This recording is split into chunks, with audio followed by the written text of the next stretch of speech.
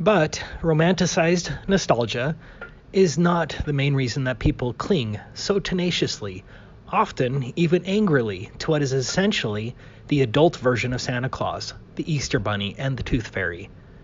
What primarily motivates them is fear, but it is not the lie itself that scares people. It is what the lie says about the world around us and how it really functions.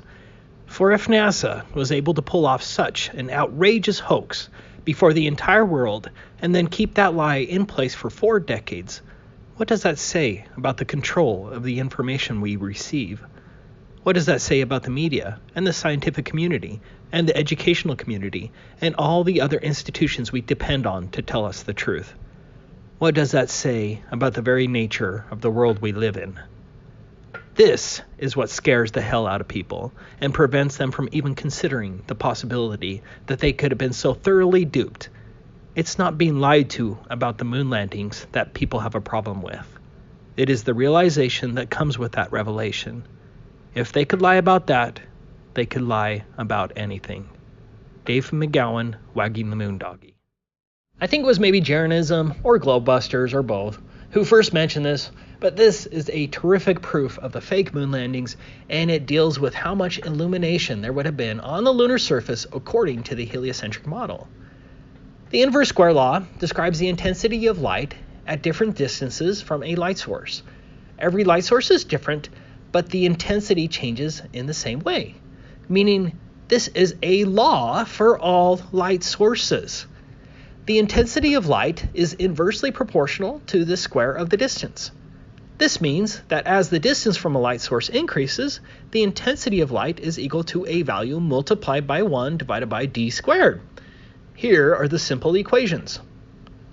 As an example, if you place a 100 lumen bulb in a floodlight that shines on only 1 square meter of surface, that surface will be lit at 100 lux.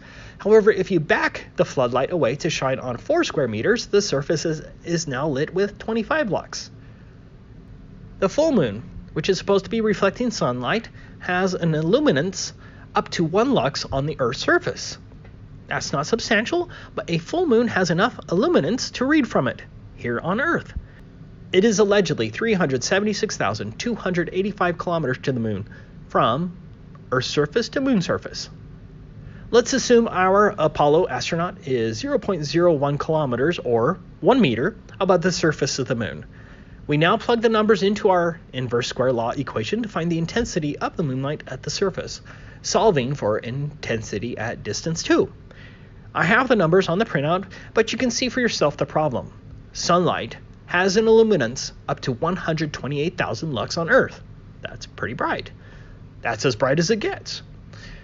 Assuming my math and figures are right, applying the inverse square law, the Apollo astronauts would have experienced 1,106,175,009,570 times more illuminance on the moon's surface than direct sunlight on Earth.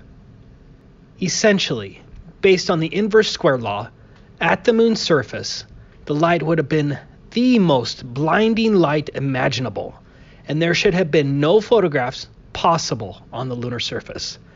This proves, based on physical laws, without a doubt, that there were no Apollo moon landings.